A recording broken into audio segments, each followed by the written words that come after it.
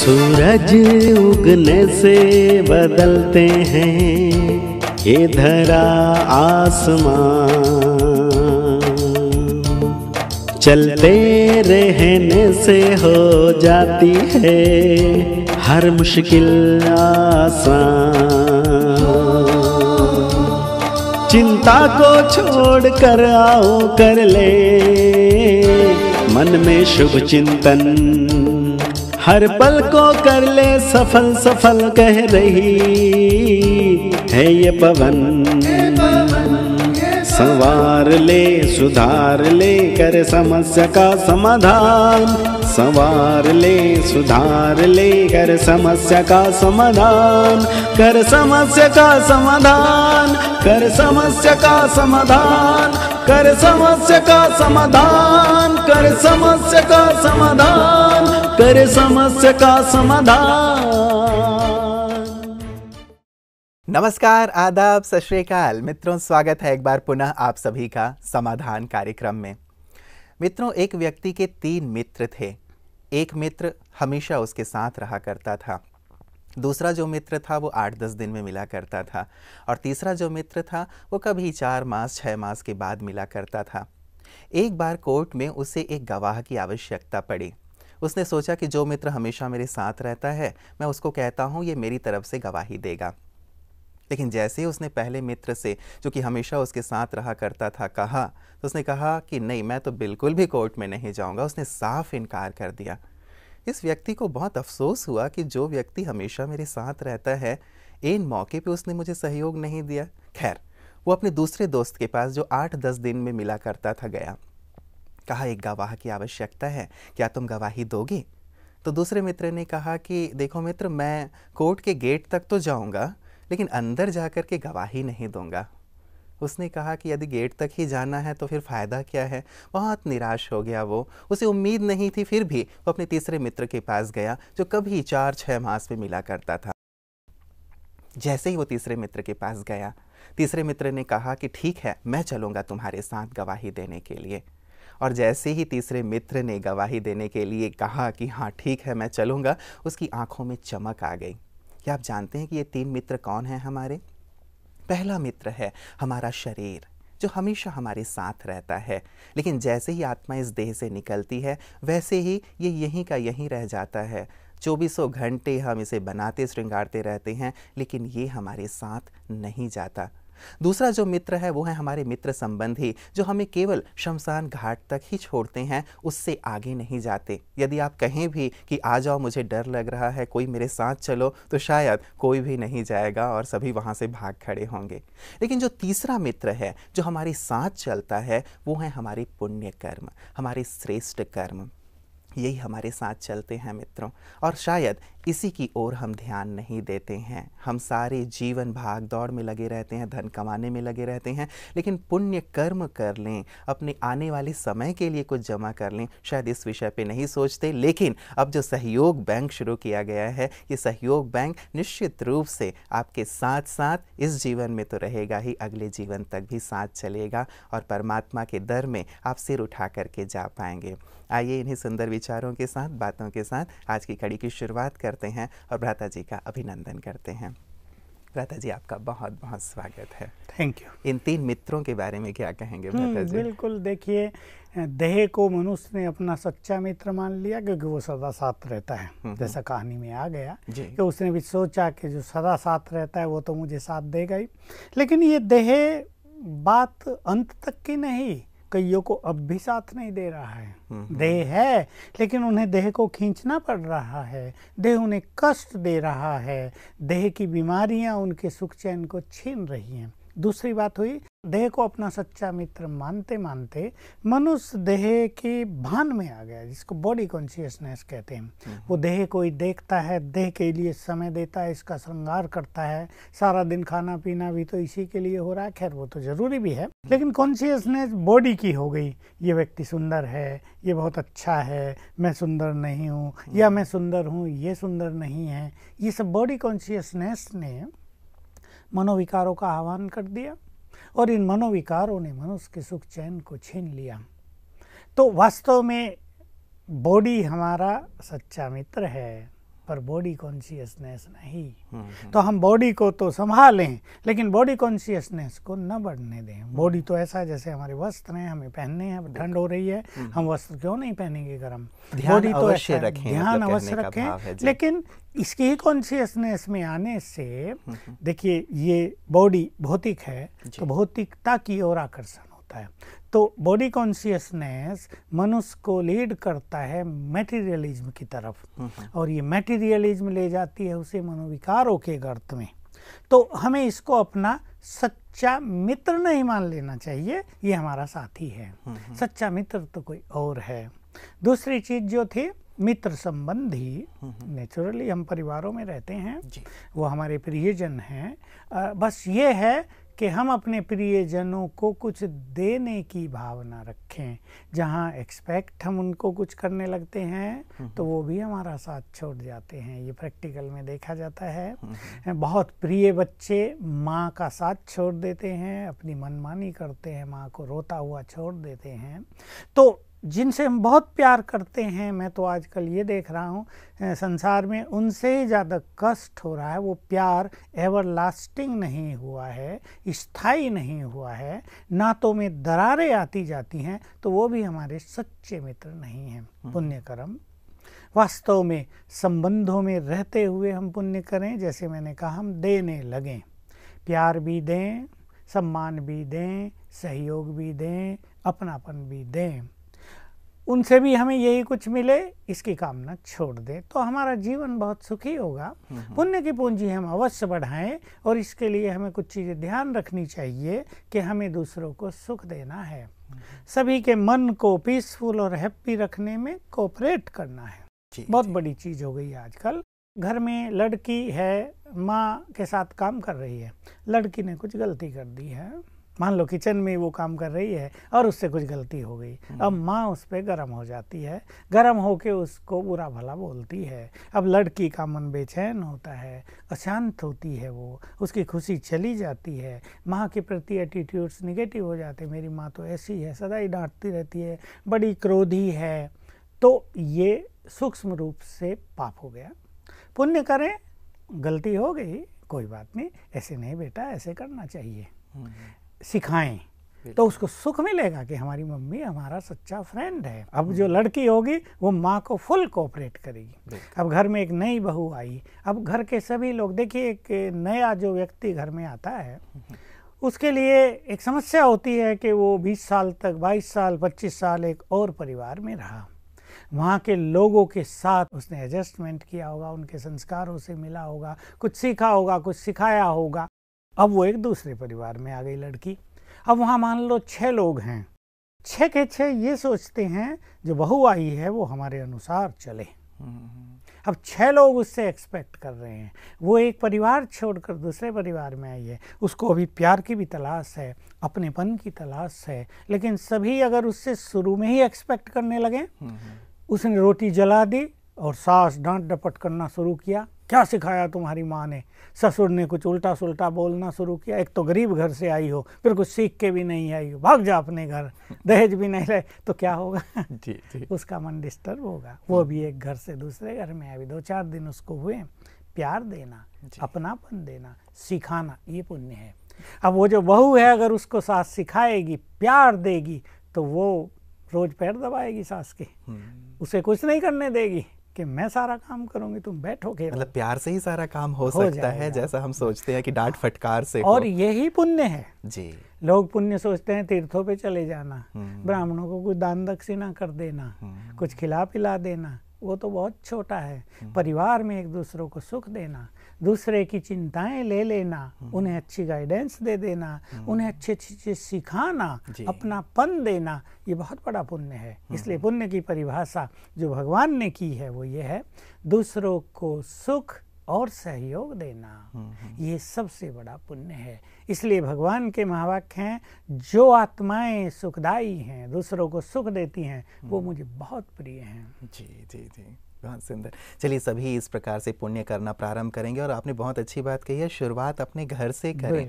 कई बार हमारे घर में आग लगी होती है और हम बाहर के लोगों के घरों की ओर ताक रहे होते हैं, तो इस शुरुआत जो शुभकामनाओं की है वहाँ से करें। और मुझे लगता है भ्राता जी, अब ये जो हमने बैंक की शुरुआत की है, तो इससे भी वास्तव में सभी लोगों को ये पुण्य करने की जो प्रेरणा है सतत मिलती रहेगी और पुण्य का खाता भी जमा होता रहेगा। बिल्कुल बिल्कुल। बस इसमें ये और जोड़ दें कि हम ये वाइब्रेशंस देने की सेवा तब बहुत अच्छी तरह कर पाएंगे जब हम अपने परिवार में स्नेह, सम्मान और सहयोग का वातावरण बनाएंगे। और हर एक को ये सोचना चाहिए कि इसकी शुरुआत मुझे करनी है। और विशेषकर जिन्होंने ज्ञान लिया है, राजयोग सीखा है, उन्हें पहले शुरुआत करनी चाहिए। दूसरों को भी सिखाने के लिए ये तीनों चीज़ें अगर अपने परिवारों में, अपनी टीम में, कहीं भी ऑफिस में अगर तीनों चीज़ों का प्रयोग करेंगे तो वास्तव में चित्त शांत रहेगा, समस्याएं होंगी नहीं। एक दूसरे को सब कोऑपरेट करने लगे तो समस्याएं रहेंगी कहाँ।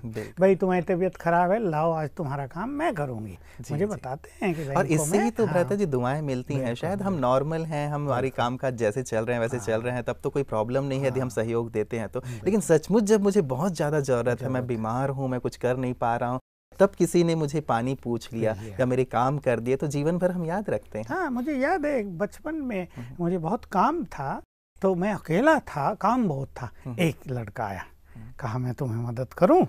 उस दिन अव्यक्त बाप दादा का प्रोग्राम था, उसने मुझे मदद की। तो मेरे कम से कम 15 मिनट बचे, मैं पहले पहुंचा। आज तक उसके लिए मेरे मन में प्यार है। समय पर हम किसी को कोऑपरेट कर दें तो दुआएं, प्यार, पुण्य ये सब ऑटोमेटिकली मिलने लगते हैं, होने लगते हैं। इसको सबको अपने परिवार में, अपने जीवन में बढ़ाना है। बिल्कुल भ्राता जी, ये योग तो हम कर ही रहे हैं, शुभकामनाएं हम दे ही रहे हैं, लेकिन आपने बहुत अच्छी बात कही है कि यदि हमारे पास कुछ सुंदर धारणाएं होंगी तो शायद हम जो वाइब्रेशन देने की सेवा कर रहे हैं वो कहीं ज़्यादा अच्छी तरह से हम कर पाएंगे। और कई बार ये होता है कि मान लीजिए हम योग भी कर रहे हैं, दूसरों को अच्छी शुभकामनाएं दे रहे हैं और साथ साथ गुस्सा भी कर रहे हैं, तो कहने वाले भी कहेंगे कि शांति का दान भी करते हो और गुस्सा भी करते हो। तो हमारे तमाम दर्शक अपने पूरे जीवन में भी, अपनी दिनचर्या में भी किन धारणाओं पर विशेष ध्यान दें ताकि ये जो हम योगदान कर रहे हैं, सकाश दे रहे हैं, शुभकामनाएं दे रहे हैं, इसमें ज़्यादा से ज़्यादा सफलता प्राप्त। यही बात जो आपने कही, जो व्यक्ति सारा दिन शांत रहेगा, शांत माना ये नहीं कि चुप रहना, शांत माना जिसका मन शांत रहेगा, क्रोध नहीं होगा, कि छोटी छोटी बात में वो इरिटेट नहीं होगा, प्रेम से बात करेगा, मुस्कुराएगा, तो जब वो शांति के वाइब्रेशन संसार को देगा तो बहुत प्रभावकारी होंगे। और वही बात कि सवेरे से खुद ही अशांत थे और बैठ गए जी 6 बज गए, अब तो मुझे संसार को शांति का दान देना है, तो लोग कहेंगे पहले अपने को ही दे लो। यानी उसकी शांति के वाइब्रेशंस उससे बाहर निकलेंगे ही नहीं अगर वो योग अभ्यास करते। लेकिन हम चाहेंगे कि बैठें जरूर भ्राता जी, कम से कम विचार तो आएगा कि मुझे। इसी बात पर मैं आ रहा था। शांति के वाइब्रेशंस जब देंगे तो धीरे धीरे अपना चित्त भी शांत होगा। भक्ति में भी ये बात कही गई है और करते हैं लोग कि जिस चीज की कमी हो उसका दान करो। भाई घर में बरकत नहीं होती, धन धान नहीं आता है, अच्छा ठहरता नहीं है, तो बर्तनों का दान करो, धन का थोड़ा थोड़ा गरीबों को दान कर दो, अन्न का दान कर दो, तो वो बढ़ने लगेगा। ये बिल्कुल एक सुंदर चीज़ है कि मान लो हमारा चित्त शांत नहीं भी रहता, हमें क्रोध भी आता है, तो हम शांति का दान संसार को दें तो सबसे पहले वो शांति के वाइब्रेशंस हमारे ब्रेन में पहुंचेंगे और उसको शांत करेंगे, क्रोध को शांत करेंगे, चित्त को निर्मल करेंगे। इसलिए ये काम करना ही है। तो एक तो सारा दिन शांत रहना, अपने को कहीं भी डिस्टर्ब न करें। दूसरा, अपने व्यवहार में प्रेम भाव बहुत बढ़ाए रखें। और अगर इसमें भी जोड़ लें आत्मिक भाव, सब आत्माएं हैं, भगवान के बच्चे हैं। मैं सभी गृहस्थ वालों को ये बात बहुत सिखाता हूँ कि आप अपने घर में बैठ जाइए शांत में।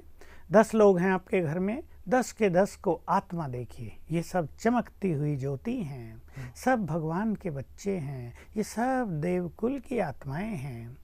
हमारा घर देवकुल की आत्माओं से श्रृंगारित है, सब देवकुल के, कितनी अच्छी आत्माएं। और आप देखो 2 मिनट ये करने के बाद घर के वाइब्रेशंस कितने आकर्षक होते हैं। तो ये सबको करना चाहिए। तो पहला, शांति में जीवन, क्रोध नहीं। क्रोध से जैसे हमारा नाता ही नहीं है, हमारे बोल सबके दिलों को जीतने वाले हों, हमारे बोल महावाक्य बन जाएं। जैसे भगवान के महावाक्य गीता के रूप में आ गए, उनको लोग वाक्य नहीं कहते, महावाक्य कहते हैं। ऐसे ही हमारे बोल भी महावाक्य बन जाएंगे अगर हमारे अंदर शुभ भावनाएं भरी होंगी, बहुत मिठास भरा होगा। तीसरी चीज हम धारण करें बहुत सरलता, सहज भाव से, इजी नेचर हमारी हो जाए, सॉफ्ट एंड स्वीट। तो जितने हम इजी होते हैं हमारा मन उतना ही कम भटकता है। एकाग्रता के लिए ये इजीनेस बहुत बहुत इम्पोर्टेंट चीज़ है, सरल स्वभाव। और चौथी बात, सभी ध्यान रखें अपने जीवन में, संतुष्ट आत्मा, इच्छाओं के गुलाम नहीं। ये नहीं ये इच्छा हुई और वो पूरी नहीं हुई तो मन असंतुष्ट हो गया। कभी कभी मनुष्य एक, देखिए सोचने की बात है, एक कन्या है, वो 20 साल की है, उसे एक इच्छा हुई कि मेरी सखी ने ऐसा स्वेटर पहना हुआ है, बहुत सुंदर, आजकल बहुत अच्छे अच्छे मिलते हैं। मम्मी को कहती है मुझे भी ऐसा चाहिए। अब मान लो उनके पास बजट नहीं है, पैसा नहीं है, वो कहती है कि बेटा अभी तो नहीं, थोड़ा बाद में कर लेंगे। और उसको वहाँ अपने फ्रेंड सर्किल में लज्जा आती है, सब ने अच्छे अच्छे पहने हुए, मेरे पास ये नहीं है। अब उसका चिंतन शुरू। तो ये एक इच्छा उसकी खुशी को नष्ट कर रही है, उसकी संतुष्टता को नष्ट कर रही है, उसका चैन जा रहा है। जब तक उसे स्वेटर न मिले, वो लंबा सा स्वेटर मिलेगा, वो शांत होगी और कहेगी वाह मम्मी बहुत अच्छी है। तो ये ऐसी बातें हैं, चीज बहुत छोटी, उसकी कीमत बहुत थोड़ी, और हमारी मनोस्थिति, हमारी शांति बहुत कीमती, उसकी कीमत आंके ही नहीं जा सकती। तो हमें छोटी सी चीज से अपनी एक बड़ी चीज को नष्ट कर लें, ये नहीं। ठीक है, इच्छा हुई, इच्छा सामने रखी माँ बाप के, तुरंत पूरी की तो सो बेटर, नहीं की तो ओके। तब तक कोई फ्रेंड सर्किल में जैसा उन्होंने पहना है ऐसा ही हमें थोड़ा पहनना है। ठीक है, वो हमें फॉलो करें ना, हम उन्हें फॉलो क्यों करें। हाँ, ऐसा संकल्प अगर कर लें और जरा ओपन माइंडेड रहें, इससे क्या होता है, किसने क्या पहना है, अच्छा स्वेटर मिल गया, अच्छे कपड़े मिल गए तो हम खुश हो गए, संतुष्ट हो गए, और ये चीजें नहीं मिल गई तो हम असंतुष्ट हो गए। तो ये चीजें ना, ये 4-5 चीजें ध्यान रखेंगे तो ये वाइब्रेशंस देने की सेवा बहुत प्रभावकारी होगी और इससे बहुत को फायदा होगा। बहुत सुंदर प्रता जी, एक सार रूप में बहुत सारी बातें हमारे जीवन में आ गई हैं, और ये यदि धारणाएं जीवन में आ जाएं, ये सद्गुण आ जाएं, तो निश्चित रूप से वाइब्रेशन तो निश्चित रूप से जाएंगे ही जाएंगे। मुझे लगता है हमारे जीवन से भी लोग बहुत कुछ सीखेंगे। बाहरी चीज़ तो जो भी महान पुरुष हुए हैं, मुझे लगता है उन्होंने एक ही चीज़ कही है कि सादा जीवन उच्च विचार, कि जीवन में भले ही कपड़े सादे हों लेकिन विचारों में उच्चता हो। तो जीवन में यदि ऐसी धारणाएं होंगी निश्चित रूप से जीवन कपड़े देखते ही नहीं लोग। जी जी जी, फिर कपड़े नहीं देखते, उनके विचारों से, जो उनकी पर्सनालिटी होती है उससे लोग इतने प्रभावित रहते हैं। उन्हें क्या पहना है, वो क्या खाता है, इसकी ओर तो लोगों का ध्यान ही नहीं जाता,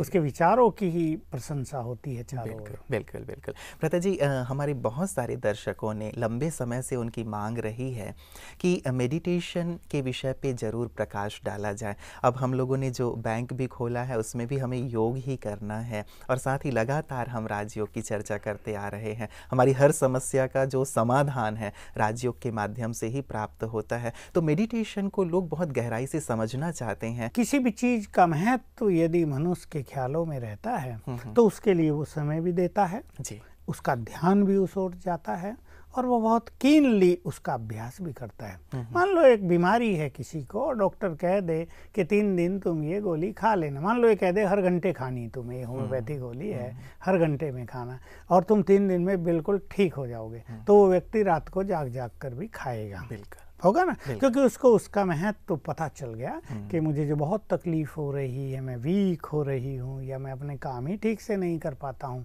3 दिन की तो बात है, फुल अटेंशन देगा। ऐसे ही ये राजयोग वास्तव में हमारी इनर पावर्स को बहुत बढ़ा देता है। Actually Rajyoga is one process to know the self, और it can teach us how to use our minds power properly. हम अपने मन की शक्तियों को ठीक से कैसे यूज करें और हम कितने शक्तिशाली हैं, इसकी अवेयरनेस हमें बहुत अच्छी हो जाए, ये राजयोग से होता है। एक मेन चीज जो हम देख रहे हैं आजकल अपने समाधान के कार्यक्रमों से, पहले हम कहते थे, अब हम विद एक्सपीरियंस बोलेंगे कि Rajyoga is the best healing energy. Rajyoga के अभ्यास से हमारे अंदर रोगों को ठीक करने की बहुत बड़ी शक्ति आ जाती है। क्योंकि सबसे पहले तो यही होता है कि मन प्रसन्न रहने लगता है, नेगेटिव विचार नष्ट हो जाते हैं, विचारों को क्या करना है, हमें क्या क्या सोचना है क्या नहीं सोचना, ये राजयोग हमें सिखा देता है।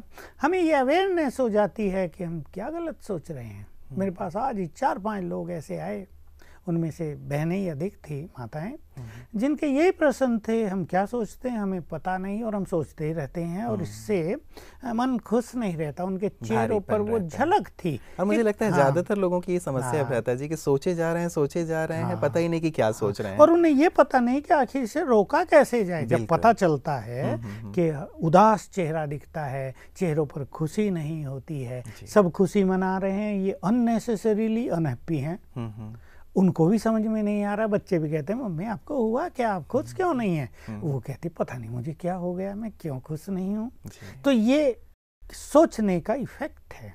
तो राजयोग मनुष्य को अवेयरनेस देता है, तुम क्या सोच रहे हो, जो कोई तुम सोच रहे हो उसकी तो तुम्हें जरूरत ही नहीं है, उसको तो तुम 1 सेकंड में अवॉइड कर सकते हो। और राजयोग हमें नए संकल्प प्रदान करता है, क्योंकि आज मनुष्यों के पास सुंदर विचार नहीं है, आज उनके पास खुशी के संकल्प नहीं है। अब किसी को भी हम कह दें खुश रहा करो, वो कहेगा कैसे रहूं भाई, क्या इतनी करूं, समस्याएं हैं, खुश कैसे रहूं कैसे, खाता हूं अच्छा, खुशी होती नहीं, बड़े अच्छे अच्छे कपड़े पहन लिए। अच्छा, सबसे बड़ी बात तो ये भी अब रहता है जी कि कोई भी ऐसा दुकान नहीं है जहाँ ये खुशी मिलती हो, शांति मिलती हो, ये दुकान ही नहीं है। तो ये राजयोग की दुकान है बहुत बड़ा, ये स्टोर हाउस है जो हमें ये सिखाता है क्या सोचो क्या नहीं सोचो। उसकी अवेयरनेस तो होती है, लेकिन मैं ध्यान दिला रहा हूँ अपने दर्शकों का, क्या सोचो। तो अगर हम सुंदर सोचना प्रारंभ कर दें तो जो वो चीजें हैं ना जिनकी किसी को अवेयरनेस नहीं है, किसी को अवेयरनेस है, वो विचार आप ही समाप्त हो जाएंगे। तो राजयोग का सबसे बड़ा फायदा यही है। मैं राजयोग के लिए इसलिए कहता हूँ, Rajyoga is the art of living and Rajyoga is world administrative training. हमारे यहाँ IAS वाले आते हैं ना कभी कभी, तो हम हंसी में क्या करते हैं, तुमने IAS किया, हम WAS के कंपटीशन में हैं, बहुत लेकिन बहुत बड़ी एजुकेशन है। वो कहते हैं WAS, ये तो कभी सुना नहीं। IAS, IRS, IES बहुत सारे हैं, इंडियन सर्विस के IPS, पर ये WAS, मैंने कहा यह वर्ल्ड एडमिनिस्ट्रेटिव सर्विस, ये भगवान ही सिखा रहा है। विश्व को कंट्रोल करने की ट्रेनिंग, उसकी पावर राजयोग से आती है। तो ये आर्ट ऑफ लिविंग भी है, बहुत बड़ी चीज है। लोग आर्ट ऑफ लिविंग की अनेक चीजें आजकल भी सिखा रहे हैं भारत में। वो कुछ प्राणायाम सिखाते हैं, कुछ थोड़ी थोड़ी अच्छी बातें सिखाते हैं, वो भी अच्छा है। लेकिन टोटल हम अपनी इनर पावर्स को बढ़ा लें और जीवन जीने की कला सीख जाएं। केवल प्राणायाम ही तो जीवन जीने की कला नहीं है ना, व्यवहारिक कला, चिंतन करने की कला, एटीट्यूड्स कैसे हों उसकी कला, हमारा व्यवहार कैसा हो उसकी कला, हम समस्याओं से आराम से कैसे पार हों उसकी कला, कोई बड़ी से बड़ी बात आ गई उसको हम कैसे फेस करें उसकी कला। तो आर्ट ऑफ लिविंग एक छोटी चीज नहीं है, लाइफ एक लंबी चीज है, लंबी यात्रा है, बहुत सारी चीजें इसमें शामिल हैं, हजारों जी। हर एक के जीवन में अलग अलग चीजें हो सकती हैं जो उसको सीखना है। तो Rajayoga teach us how to live, how to enjoy our life. ये सुंदर एक यात्रा भी है और राजयोग एक बहुत अच्छी यात्रा है। अब ये तो हुई संसार के लोगों के लिए, लेकिन जो स्पिरिचुअल हैं, जो योगी बनना चाहते हैं, वो राजयोग के द्वारा तीनों लोकों की सैर कर सकते हैं। बहुत सुंदर ये चीज होती है। राजयोग के द्वारा जब चाहे प्रभु मिलन का आनंद लिया जा सकता है।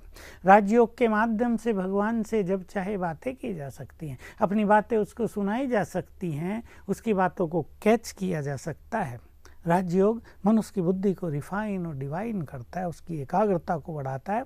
बहुत सारे बच्चे ऐसे हैं जिनके कैपेबिलिटी ऑफ इंटेलेक्ट अच्छी नहीं होती। आज भी एक पेरेंट्स अपने बच्चे को लाए, 12वीं में पढ़ता है, देखा मैंने उसको चेहरा तो कहा कि बच्चों जैसी बुद्धि है, बहुत मेहनत करता है, सफलता होती नहीं, इसके ब्रेन का डेवलपमेंट कैसे हो। उसको हमने वो विधियाँ सिखाई।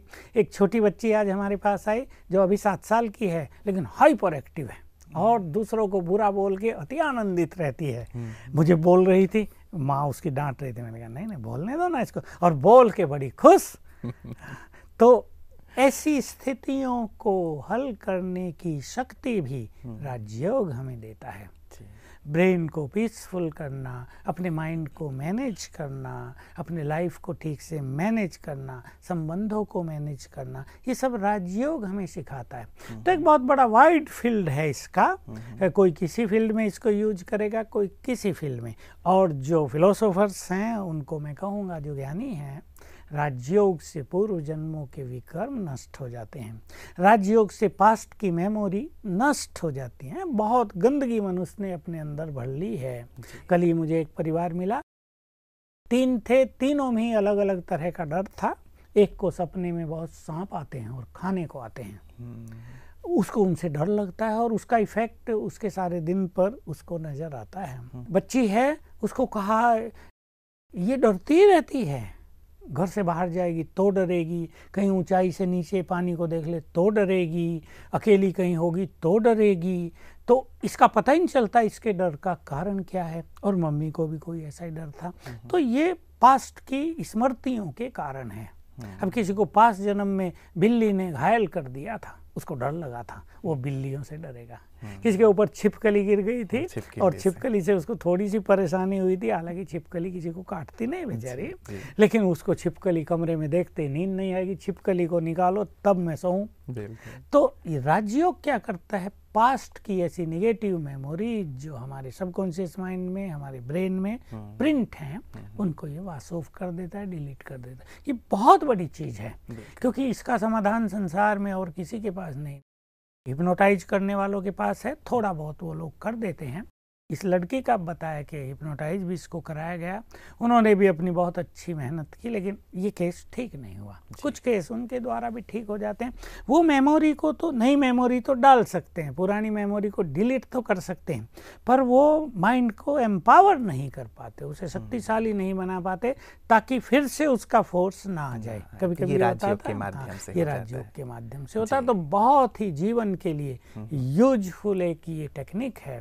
किसी को सफलता चाहती हो वो राजयोगी बने, किसी को अपने जीवन में खुशियां चाहती हो वो राजयोगी बने, कोई अपने संबंधों में मधुरता का रस घोलना चाहते हो वो राजयोगी बने, और किसी को मुक्ति चाहिए, किसी को स्वर्ग चाहिए, तो राजयोग से सरल मेथड और उसके लिए कुछ नहीं। क्या बात है भ्राता जी, आपने पूरी खजाने खोल दिए हैं। मुझे लगता है कि अब तो राजयोग का अभ्यास करना ही होगा, क्योंकि इतनी ज्यादा प्राप्तियां सहज रूप से जो हमें कराने वाली विद्या है, उस विद्या को तो अवश्य ही सीखना चाहिए। सारे संसार को सीखना पड़ेगा। बिल्कुल बिल्कुल। आपका बहुत बहुत शुक्रिया भ्राता जी।